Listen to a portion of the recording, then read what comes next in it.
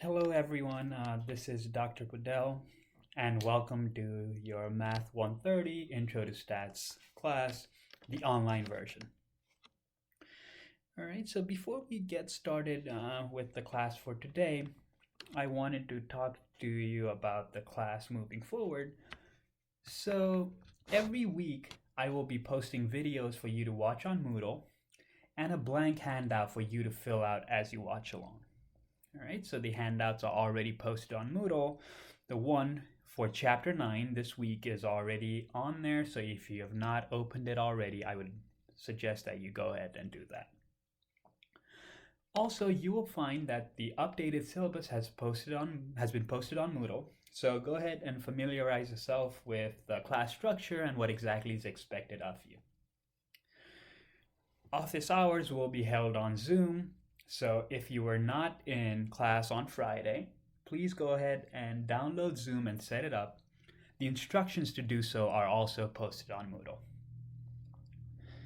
All right, so we are going to go back and work through chapter 9 again. It's been a few weeks and a decent amount of you missed class last week, so I wanted to make sure no one was left behind. As I mentioned in class, these ideas are what we're going to be building the rest of the semester on, so I would like you to be as comfortable as possible before we move on to more advanced ideas. But if it all seems very familiar, it is because we have covered these topics in class.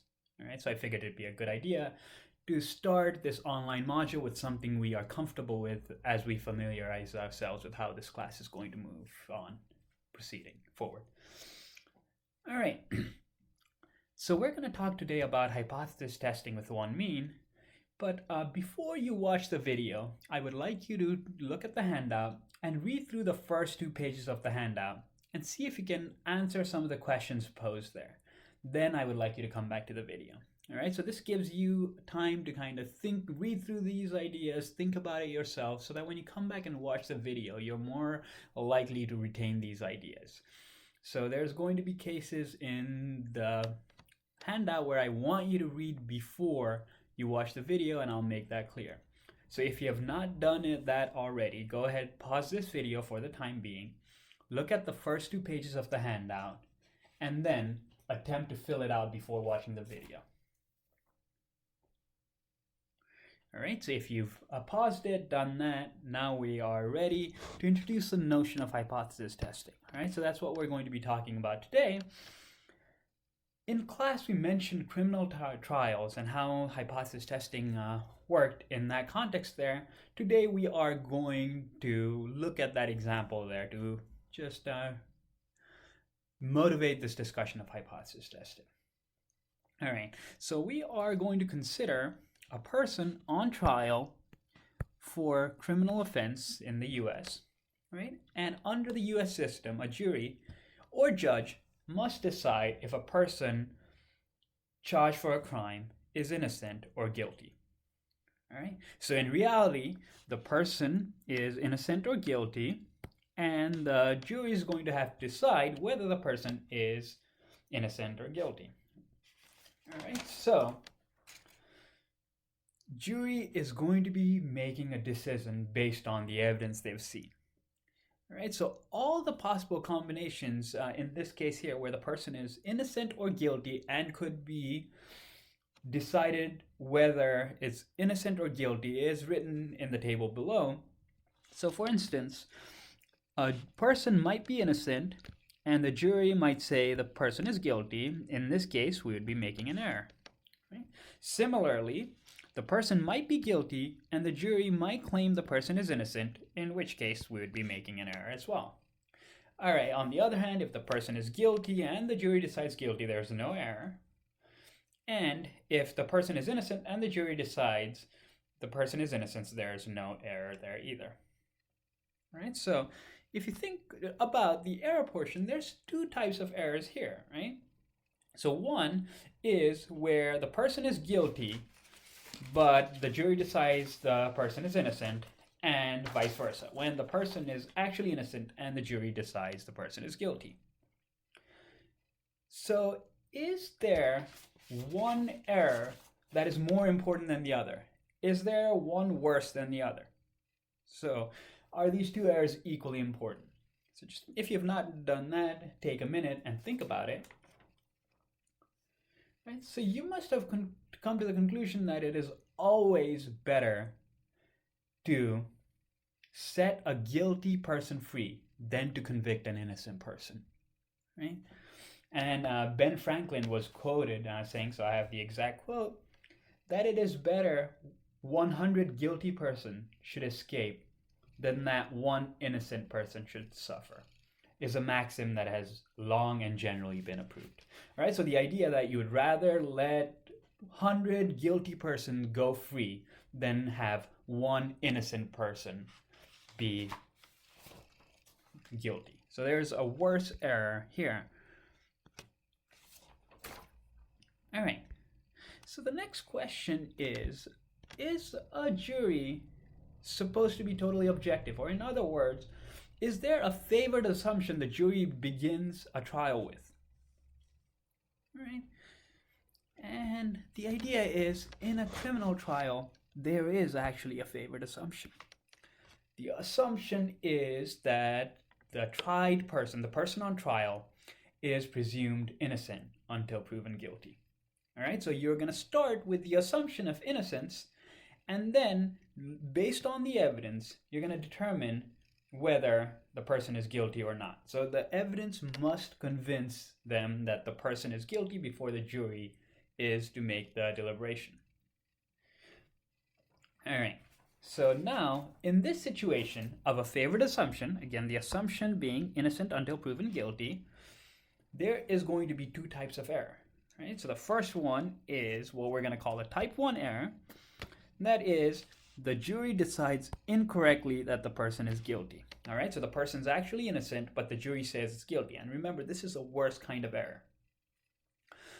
Conversely, there's another error, which we're going to refer to as the type 2 error, which is that the person is guilty, but the jury decides incorrectly that the person is innocent.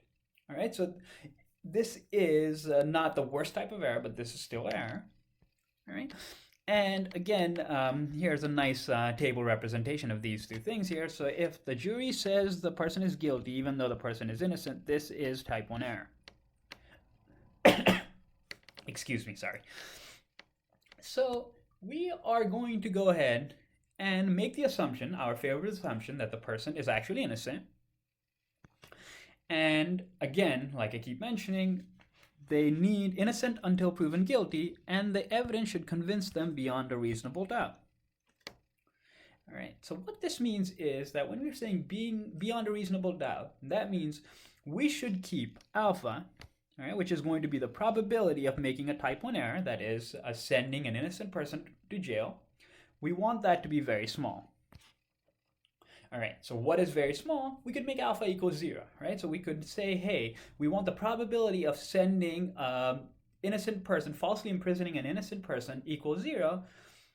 But if we do that, then every guilty person would be released. Because if you think about it, there's no way you're going to make probability 0. So you're going to end up letting everyone go, which is not ideal.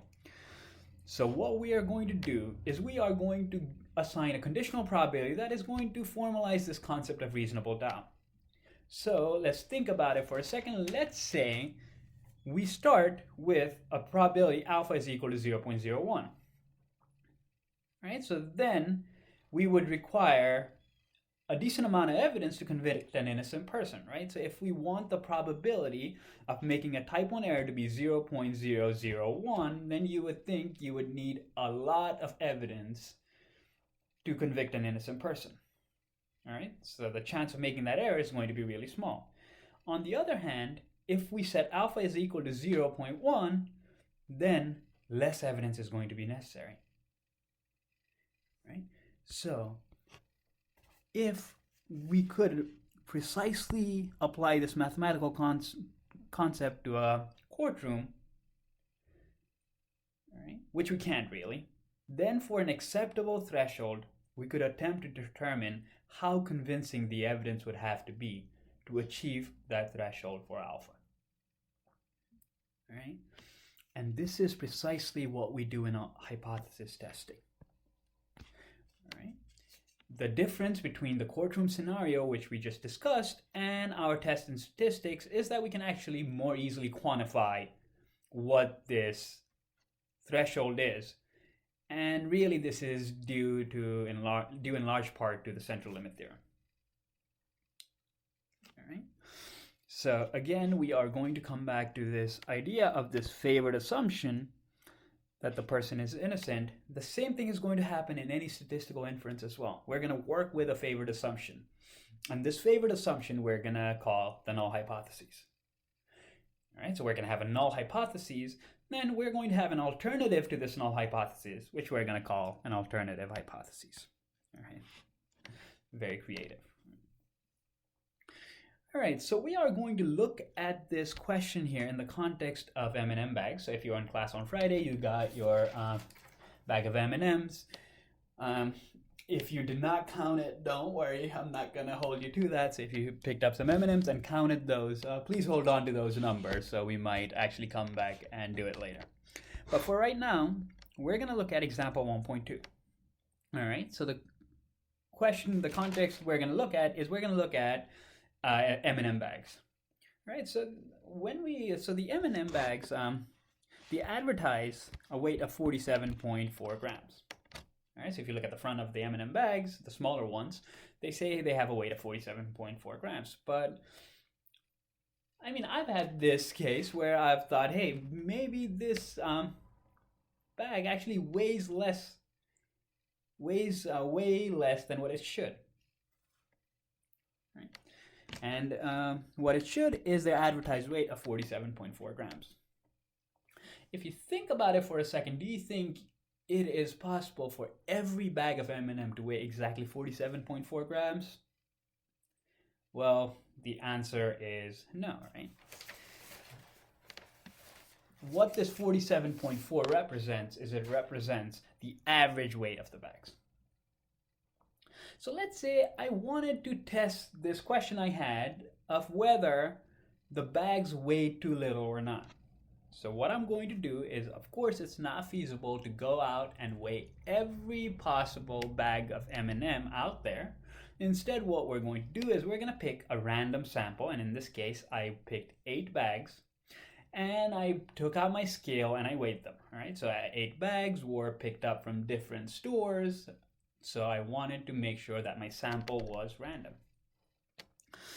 All right, and I recorded their weight. And their weight in grams were 45.5, 46.8, 46.3, and so on. Right? So all of these data is saved in StatCrunch. Right? So for students that missed the last class on Friday, please pause this video and go ahead and look at the video on joining the StatCrunch group for this class here. All right, so in StatCrunch, there's a group where I'm going to save all the data moving forward. So if you have not signed up for the StatCrunch group where all the data are, please pause this video and look at the instruction video on how to use StatCrunch to join the group. All right, so again, the data is saved in StatCrunch under file name 8 bags of M&Ms. Right? So what I would like you to do is use that data and think of this question here. Again, just use some numbers to see if you think the company is correctly advertising the M&M weights. Right? So just go ahead, look at the data, get some statistics related to the data there, and see if you can somehow convince yourself that the company is either correctly advertising or whether there's evidence to suggest that there's too little M&Ms in the bag there. All right, so what you might have done is you might have gone to the data and looked at the summary stats, right? And you might have noticed that the average weight of those bags is 47.9875. All right, so if you compare that with the advertised weight of 47.4 grams, this is 1.4125 grams under the advertised weight. All right. Again, so that's a number we have, but depending on who you ask, some might think, hey, this number is close enough to the advertised weight. Someone might say, hey, 1.4 grams of 47.4 is not that off, whilst others might say that's fairly far off. All right, so that's a personal opinion related to each people. In statistics, what we'd like to do is we'd like to substantiate that opinion. So what we're going to do is we're going to make a few assumptions here before we try to answer that question. So what we're going to assume first is that the weight of M&M bags are normally distributed.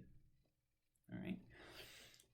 And what we're going to do is we're going to compute the probability. And here's the probability that we're going to compute.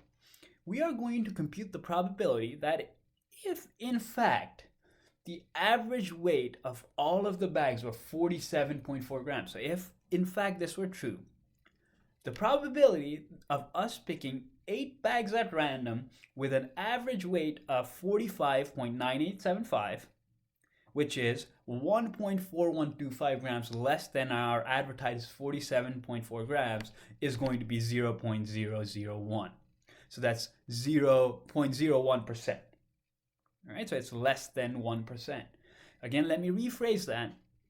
If it were true that the average weight of all M&M bags were 47.4 grams, the probability of us picking 8 bags at sample whose mean weight was 45.9875 was less than 1%. Right? So if you think about it, this is a small probability, right? Less than 1%, which may lead us to conclude that the weights of M&M bags are falsely advertised. Right?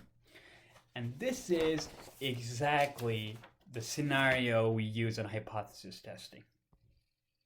All right, so we are going to now, equipped with these two examples, define a few terms. All right, so the first thing we're going to do, oops, sorry.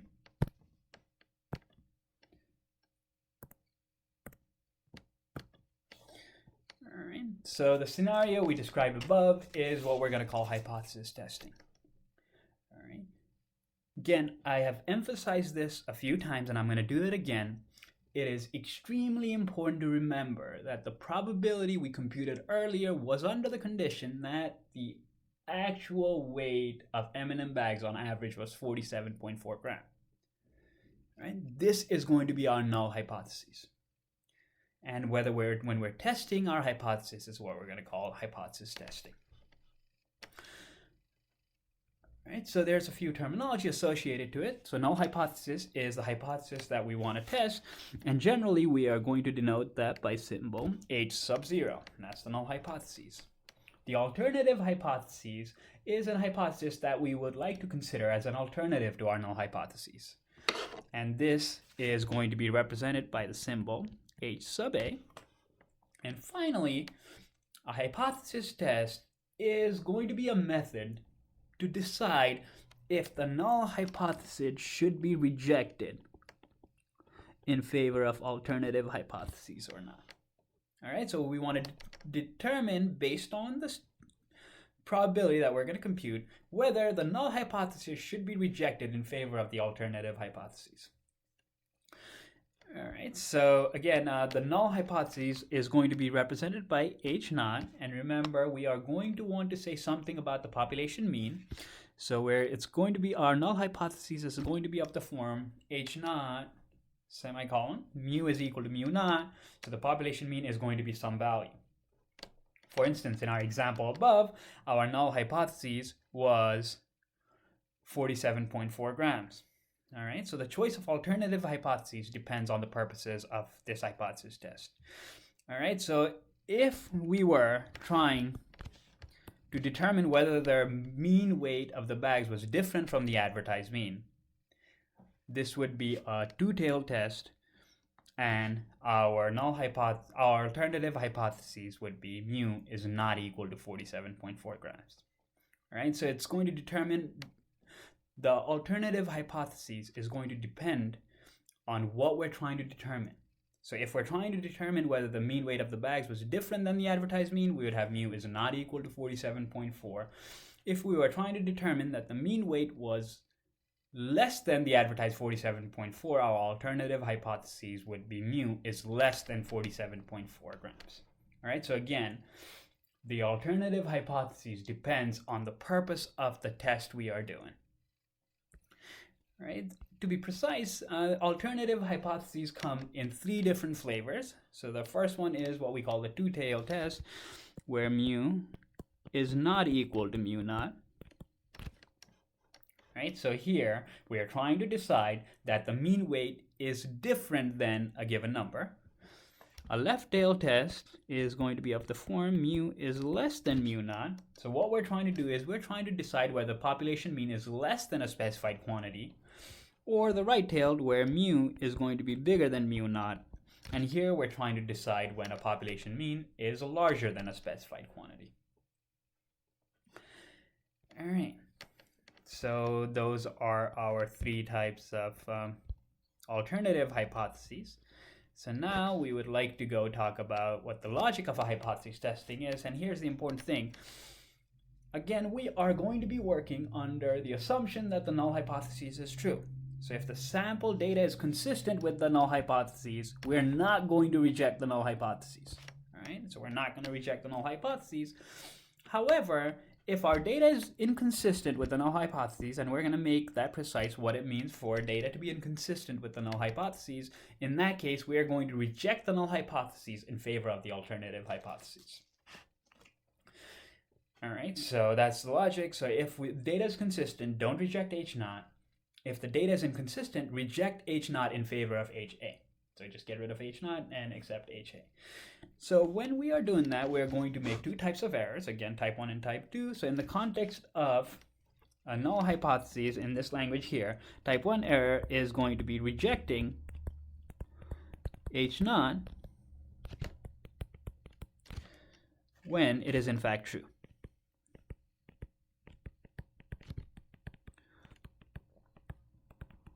All right, so that's going to be our type 1 error. We're rejecting H naught when it is in fact true. And type 2 error is going to be not rejecting H naught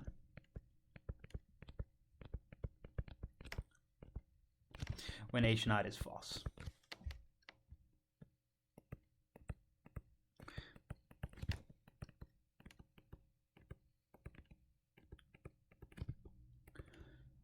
All right, so these are the 2 errors associated to our hypothesis test. We could reject H naught when it is in fact true.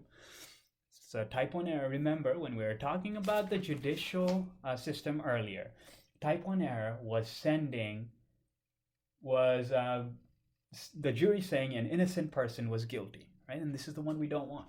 So this is type 1 error in the case of a judicial system. And type 2 error is going to be rejecting H naught when it is false. So in the context of the jury example, type 2 error means the person is guilty, but the jury says the person's innocent. All right, so if you go on to the next page here, you should be able to complete the following table. Again, it's the same idea. I want you to take a second, pause this video, and go ahead and fill out this table here.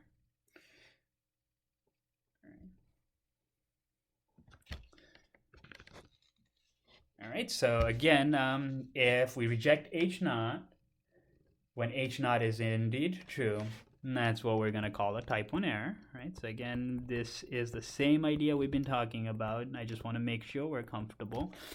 If we reject H naught, so here's no error.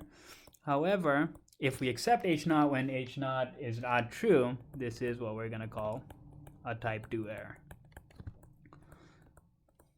And here it's no error.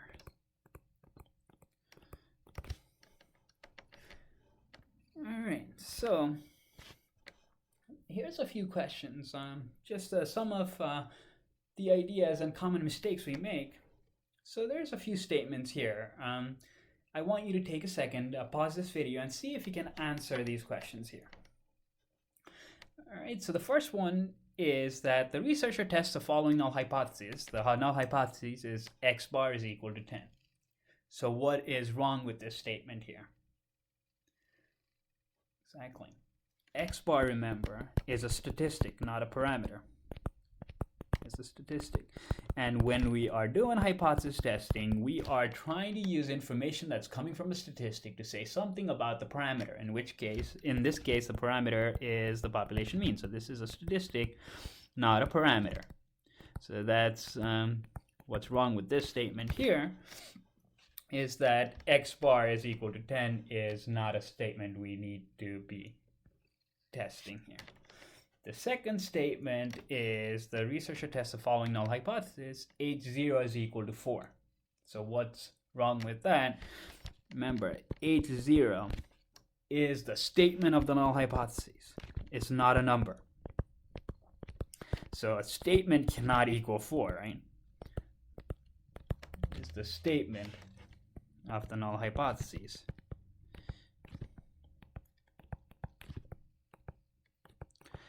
And as such, cannot take on a value.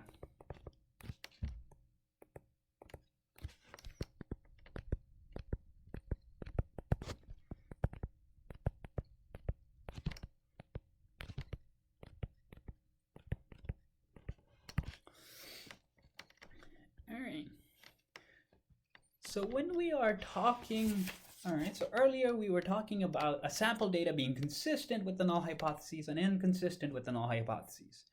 Right, so to measure these consistency and inconsistency of our data with the null hypotheses, we are going to associate to a hypothesis test what we call a significance level. And significance level we're going to denote by alpha. And the significance level of a hypothesis test is going to be the probability of making a type 1 error.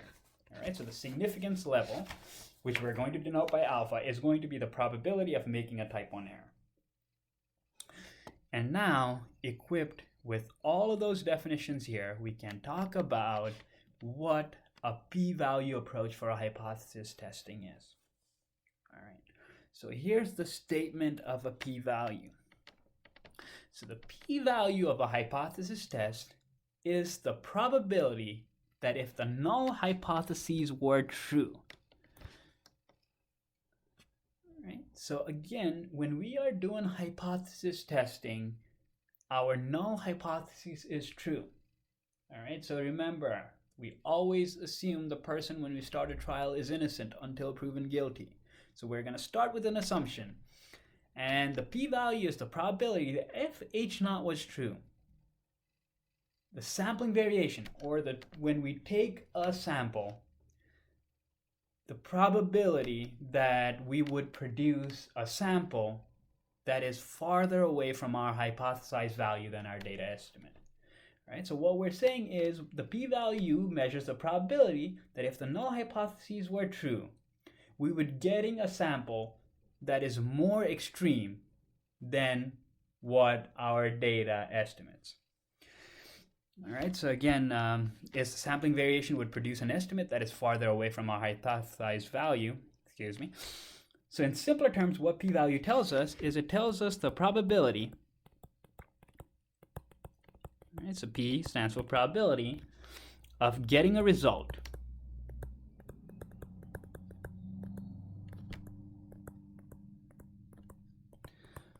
like the one we got.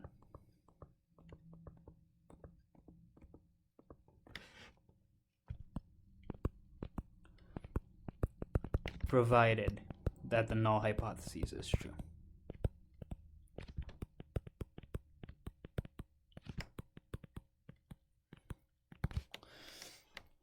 Right, so at the end of this video, what I'd like you to do is I have uploaded a video. I have uploaded a link to a video on Moodle that talks about p-value. It's a couple of minutes. I'd like you to do that, watch that video before you proceed to the next portion of the handout. All right, so that's what the p-value is. So when we are doing, when we're trying to calculate the p-value of a hypothesis test, this is what we're going to do. The first step is going to be, we're going to assume the null hypothesis is true. That's going to be our base assumption. Innocent until proven guilty. Second, we're going to calculate the test statistic of our sample data.